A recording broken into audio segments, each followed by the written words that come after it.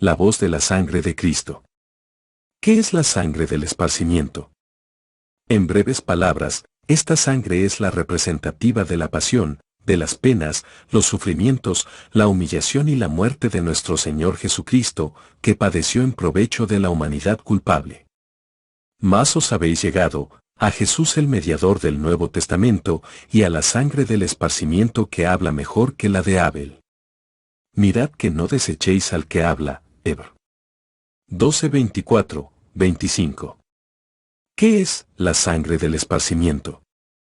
En breves palabras, esta sangre es la representativa de la pasión, de las penas, los sufrimientos, la humillación y la muerte de nuestro Señor Jesucristo, que padeció en provecho de la humanidad culpable.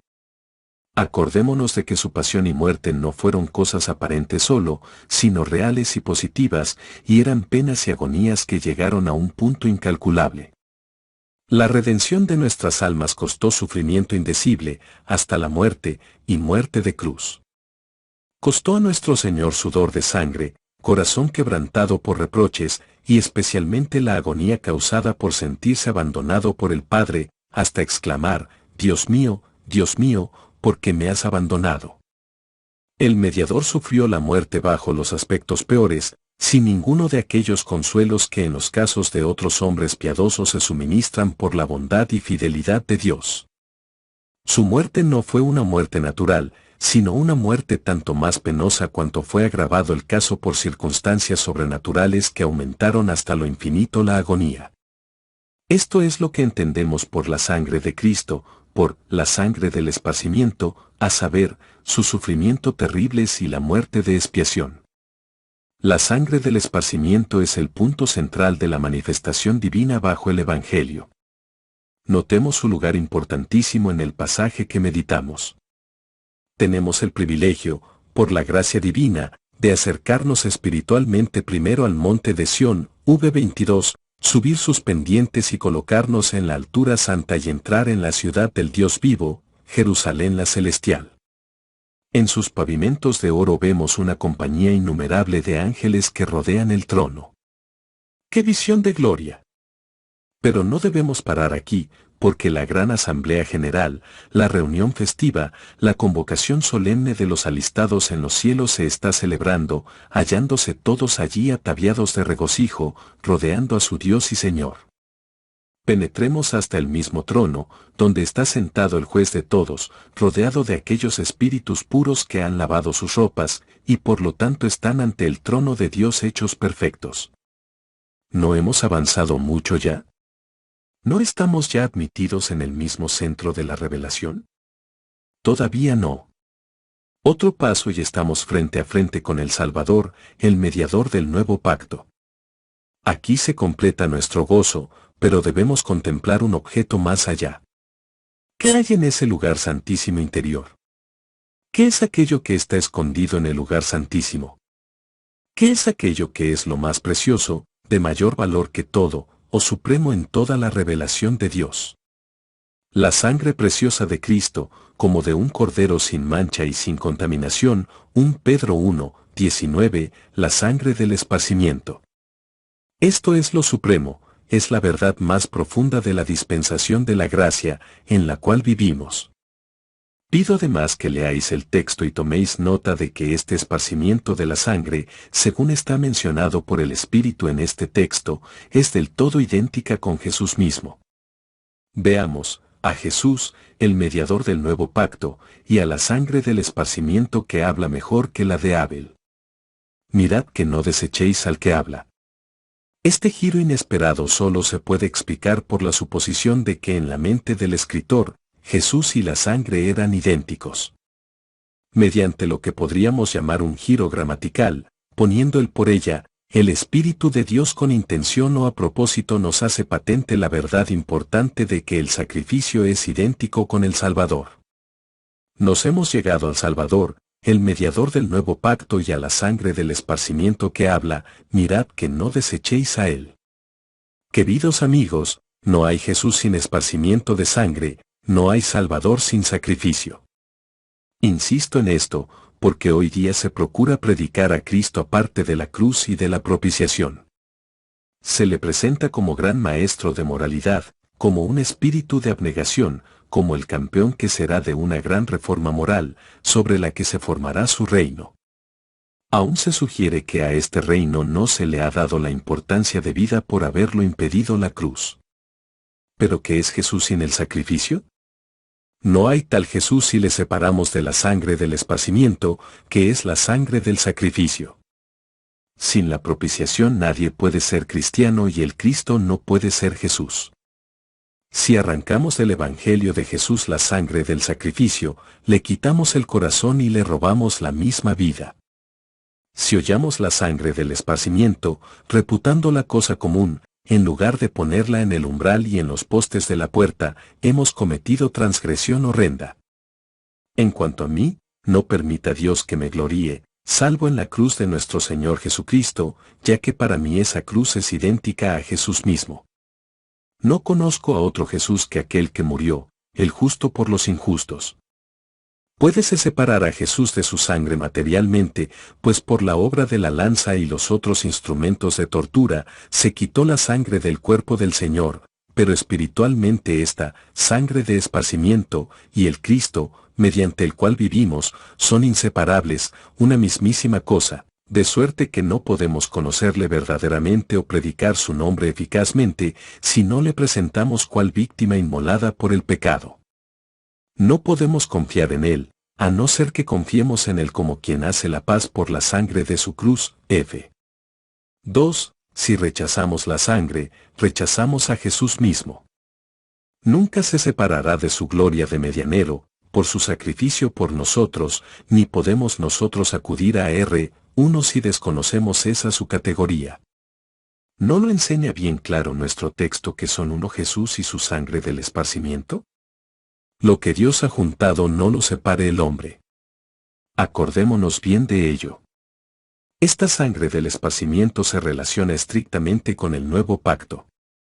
No hay que extrañar que aquellos que tienen ideas vagas sobre la propiciación no tengan nada de importancia que decir en cuanto a los pactos, tanto del antiguo como del nuevo. La doctrina en los dos pactos es la médula de la divinidad, pero estos espíritus vanos desprecian el asunto. Y es natural, porque tratan de la redención solo con ligereza. Pues ¿qué pacto hay sin sangre? Si un pacto no se ratifica con sangre, si no se hace sacrificio para confirmarlo, no resulta tal pacto a la vista de Dios ni a la de los hombres entendidos. Pero, hermanos, vosotros que conocéis al Señor y procuráis conocerle mejor, para vosotros el pacto de la promesa es una herencia de gozo, y su propiciación es lo más precioso, ya que constituye la garantía del nuevo pacto.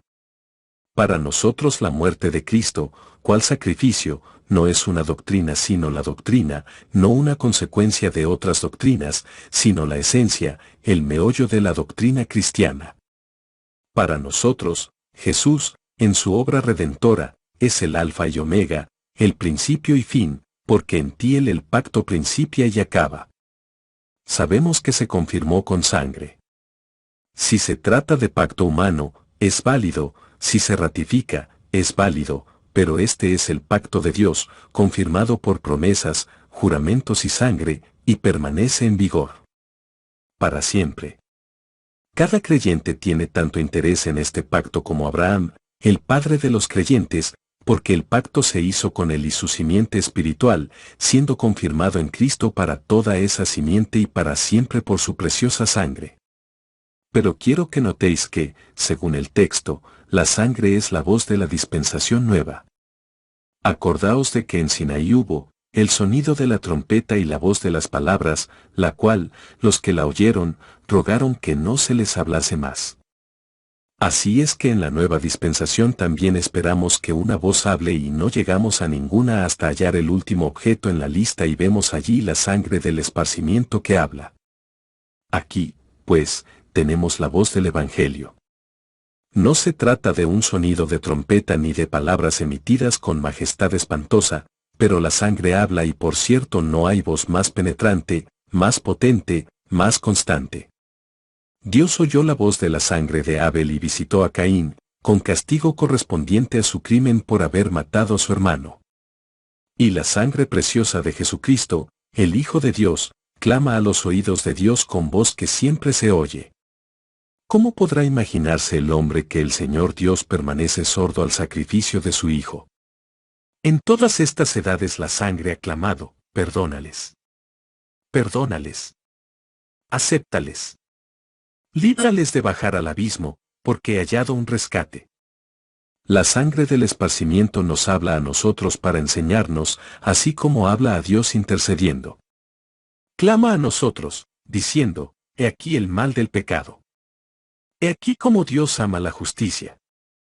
He aquí cómo ama a los hombres. Ve que te es imposible escapar del castigo por el pecado, fuera del gran sacrificio, en que el amor y la justicia de Dios se manifiestan por igual. He aquí cómo Jehová no perdonó al único Hijo, sino que le entregó libremente por todos nosotros. ¿Qué voz la de la reconciliación? Voz que aboga por la causa de la santidad y del amor, de la justicia y de la gracia, de la verdad y de la misericordia. Mirad que no desechéis al que habla. Esta voz es idéntica a la voz del Señor Jesús, pues así consta aquí. La sangre del rociamiento que habla. Mirad que no desechéis al que habla. Sea cual fuere la doctrina del sacrificio de Jesús, es la principal enseñanza de Jesús mismo. Debemos observar que la voz que habló desde el Sinaí fue también la voz de Cristo. Jesús mismo promulgó aquella ley cuyo castigo hubo de sufrir. Quien la proclamó en medio de la tempestad fue Jesús mismo. Notemos la declaración, la voz del cual entonces conmovió la tierra. V26.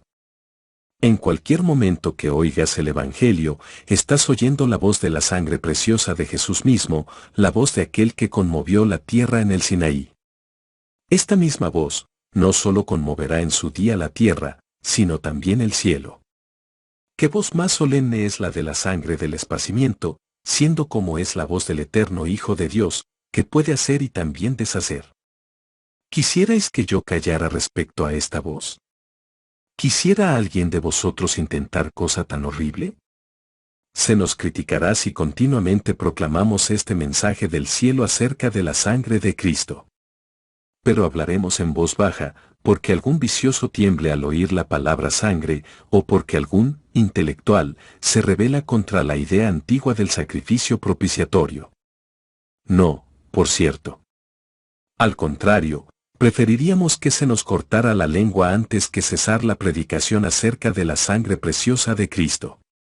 Para mí no hay cosa que valga la pena de meditarse ni de predicarse fuera de esta gran verdad, que es el principio y el fin de todo el sistema cristiano, a saber, que Dios dio su Hijo para que muriese, a fin de que los pecadores vivan, y esto no es solo la voz de la sangre, sino la voz de Cristo mismo. Esta sangre habla siempre. El texto no dice, la sangre que habló, sino, la sangre que habla, que está hablando. Continúa hablando siempre, siendo un ruego a Dios y un testimonio a los hombres. Nunca callará, ni en un sentido ni en otro. En su oficio intercesorio, el Salvador resucitado y ascendido al cielo, habla siempre al Altísimo por su sacrificio. Por la enseñanza del Espíritu Santo, la redención hablará siempre para la edificación de los creyentes en la tierra, pero también en este caso es la sangre la que habla. Según nuestro texto, este es el discurso único que nos ofrece esta dispensación. ¿Se acallará este discurso? ¿Dejaremos de escucharlo? ¿Dejaremos de repetirlo? Lejos sea de nosotros, y Dios no nos lo permita, si tal intentáramos. Día y noche, el gran sacrificio continúa clamando a los hombres, arrepentíos de vuestros pecados, porque a vuestro Redentor le costó carísimo vuestro rescate. Dios vio con lenidad los tiempos de ignorancia, pero ahora denuncia a todos los hombres en todos los lugares que se arrepientan, ya que puede perdonar, y, sin embargo, ser justo. Vuestro Dios ofendido os ha provisto, uno mismo, de un sacrificio. Venid, pues, para ser rociados con la sangre y reconciliados con uno de una vez para siempre. La voz de esta sangre habla en cualquier lugar donde haya una conciencia que sienta su culpa, en cualquier puesto donde haya un corazón quebrantado, donde haya un pecador que busque perdón, donde haya un alma creyente. Habla con voz tierna, familiar, agradable, consoladora. Para el oído del arrepentimiento no hay música más encantadora que aleje los temores.